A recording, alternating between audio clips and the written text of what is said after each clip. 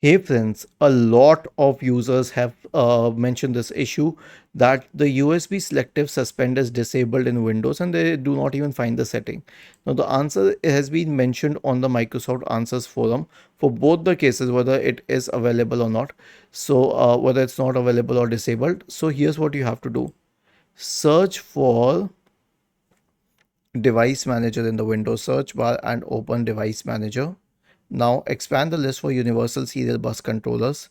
Right click on the first USB root hub, select properties, go to power management and uncheck this box. Allow the computer to turn off this device to save power. Do it for the second one and uncheck it, click on OK and do it for all the USB root hubs. Restart your computer and the problem will be fixed. A lot of users have confirmed this. Was this helpful? If yes, then please subscribe to the channel. If not, then let us know in the comment section of the video on how we could help you further. Thank you for watching this video and have a nice day.